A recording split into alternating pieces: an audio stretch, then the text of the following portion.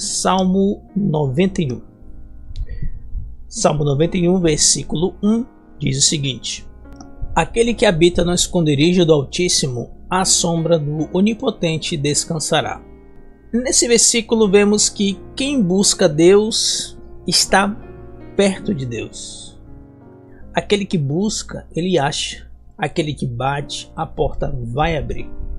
Aquele que vive na presença de Deus, ele é alegre, feliz, encontra segurança, paz verdadeira. Não a paz que o mundo oferece, porque a paz que o mundo oferece é uma paz etérea, fugaz. Ela vai embora muito rápido. Mas a paz, a alegria, a plenitude que Deus oferece quando estamos diante da sua vontade, fazendo a sua vontade, vivendo de acordo como Deus determinou, então Deus vem e nos preenche da paz verdadeira, do amor, da plenitude, do gozo. E isso é somente 1% de tudo o que tem no céu. No céu que está preparado para nós vamos sentir isso 100 vezes mais. Não haverá mais dor, não haverá mais sofrimento, não haverá mais morte, não haverá mais dia nem noite. Deus será o nosso sol. Aleluia por isso. Versículo 2. Direi do Senhor, Ele é meu Deus, o meu refúgio, a minha fortaleza, e nele confiarei.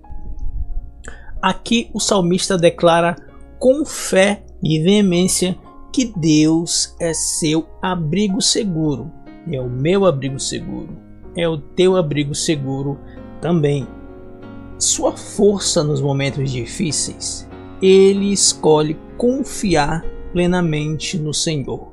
Quando pensamos que estamos fracos, é aí que o poder do Senhor se manifesta na fraqueza do homem. Então o homem ele se torna forte. Aleluia, essa palavra é fiel. Versículo 3. Porque ele te livrará do laço do passarinheiro e da peste perniciosa. Deus ele sempre nos livra das armadilhas ocultas e dos perigos que ameaçam a vida, como doenças e ataques invisíveis. Essas doenças, elas fazem parte da imprevisibilidade da vida, da imprevisibilidade do amanhã, onde tem coisas na vida que não controlamos, que nós não está no nosso controle, bem como ataques no mundo espiritual, que são ataques invisíveis, são ataques de todas as formas, são ataques no nosso pensamento, são ataques, aleluia, para que possamos abrir a boca e falar algo que não devemos. São ataques que utilizam outras pessoas para nos machucar.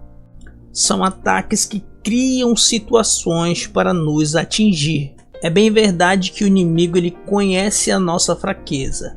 Cada um vai ter a sua fraqueza específica. Cada um vai ter aquele pecado de estimação que volta e meia vai cair. Mas eu quero te dizer nessa palavra que o Senhor ele vai te livrar da tentação no dia mau. Que você vai conseguir se livrar daquele pecado que tanto te atormenta, que volta e meia você pratica. Então o Senhor vai te dar estratégias para você contornar essa situação e você poder sair vitorioso, vitoriosa em nome de Jesus. Versículo 4. Ele te cobrirá com as suas penas e debaixo das suas asas te confiarás, a sua verdade será o teu escudo e broquel. Como uma ave protege os seus filhotes, assim Deus cobre aqueles que o amam. A palavra é a nossa defesa contra o mal. Aleluia. Na palavra de Deus nós podemos encontrar que quando o inimigo ele nos ataca, se nós resistimos a ele, ele fugirá de nós. Resistir e resistir com a palavra. Mas para resistirmos com a palavra nós precisamos ter o conhecimento da palavra. Nós precisamos saber utilizar e manejar a palavra, que é a espada do Espírito, da maneira correta, juntamente com a fé, que é o escudo que nos protege, aleluia, de todo o ataque do mal. Bem como na nossa retaguarda ou na nossa frente está Jesus, está Deus, Espírito Santo, intercedendo por nós. E Deus, como um grande Pai, aqui é conjecturado como uma ave que protege os seus filhotes. Ora, se Deus provê a alimentação e a proteção dos animais, das aves do campo, por que Ele não vai prover aquilo que nós precisamos? Outrora, nós não somos mais importantes do que os passarinhos?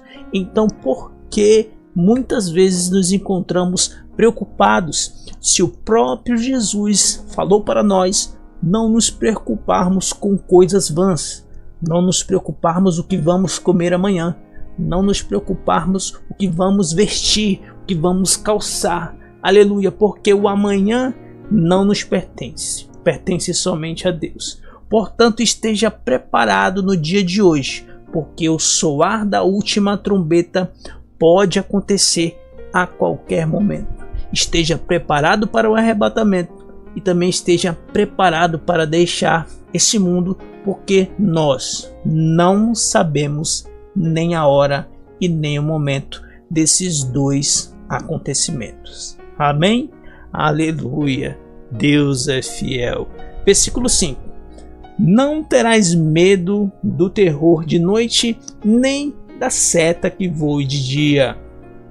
Quem confia em Deus não precisa temer nem os perigos que surgem na escuridão, nem os ataques visíveis do dia a dia. Nós não devemos ter medo de nada nessa terra, nem no mundo físico e nem no mundo espiritual. Apesar de que o medo, ele nos protege de certas situações, ele nos protege de certos acontecimentos. Porém, quando se trata do mundo espiritual, nós não devemos ter medo daquilo que nós não conhecemos. Parece um paradoxo, mas é isso que Deus e Jesus nos ensina. É isso que o Espírito Santo sussurra aos nossos ouvidos, porque aquele que está do nosso lado, ele é maior daquele que está do outro lado e quer o nosso mal.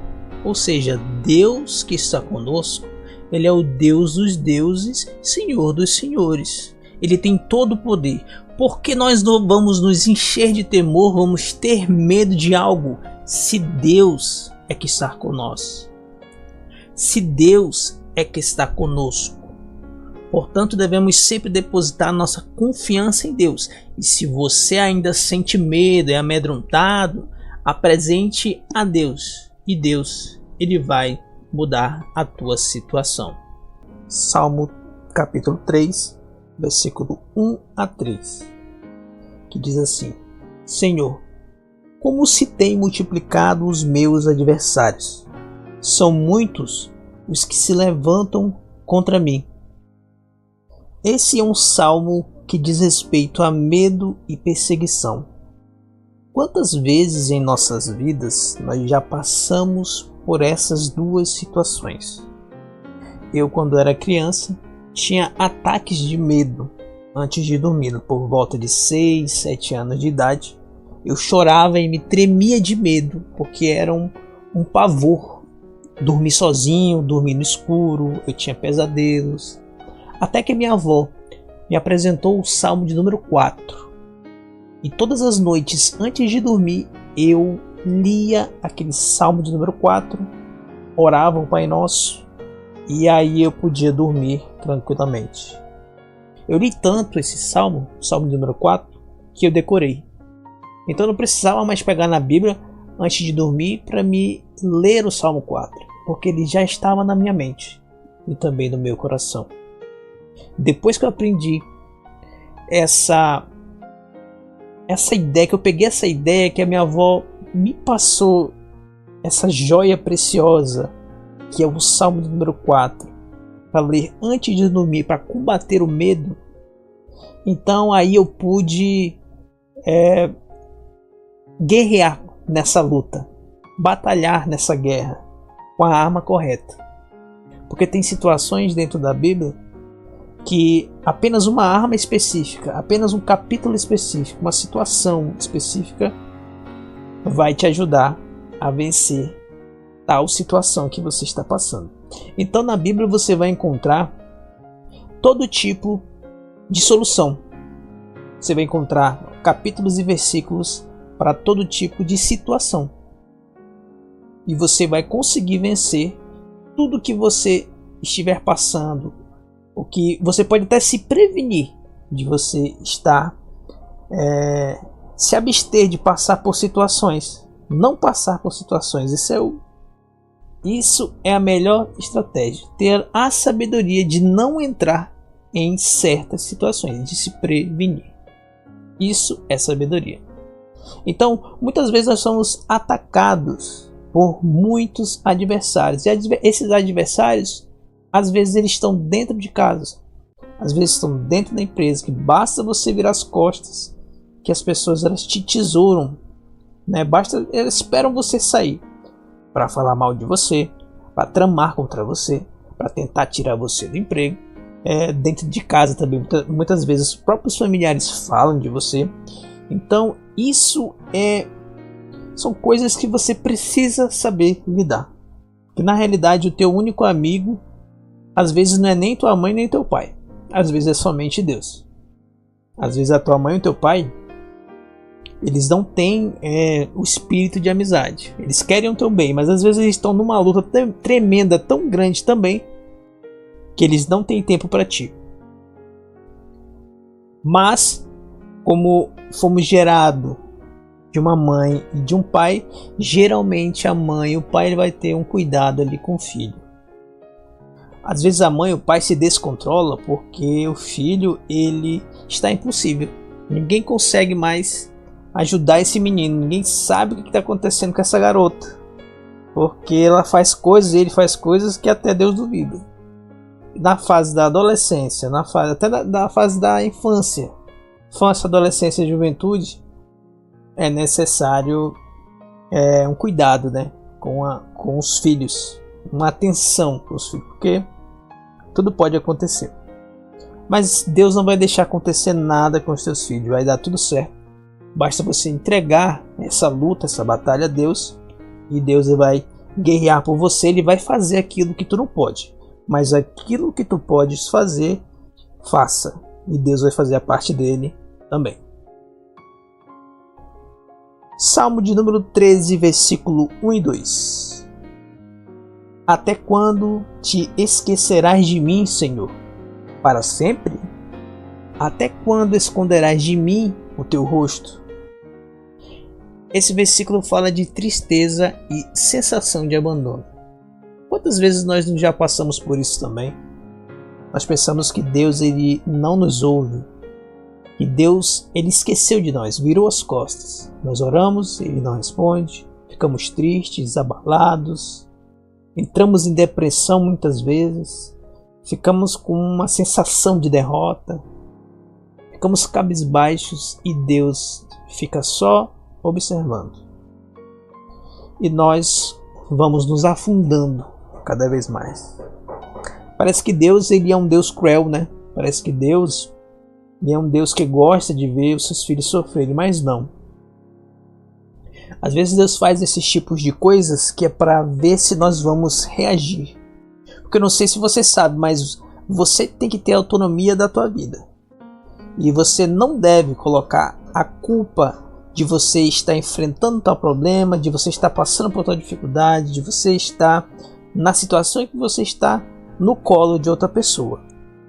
Assim é muito fácil. Se eu sou uma pessoa problemática, eu vou colocar a culpa nos meus pais e pronto.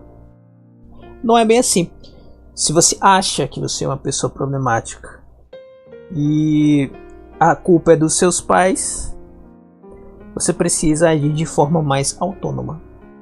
Parar de culpar A ou B, tentar resolver o problema e seguir em frente. Porque muitos filhos do Brasil hoje, muitas filhas do Brasil hoje, foram criados sem pai. Mas eu vou te dizer uma coisa, se você continuar se lamentando por conta disso, porque aconteceu isso e aquilo outro, me abandonou e fez aquilo outro, você não vai sair do lugar. Você não vai sair do lugar, você tem que ter autonomia por você mesmo e lutar nessa guerra. Lutar. Eu tive depressão, eu enfrentei problemas seríssimos, pensei em me matar. Mas o meu psicólogo foi e é até hoje o psicólogo dos psicólogos. O nome dele é Jesus Cristo. Basta você ter fé e pedir que ele vai te ajudar. Amém?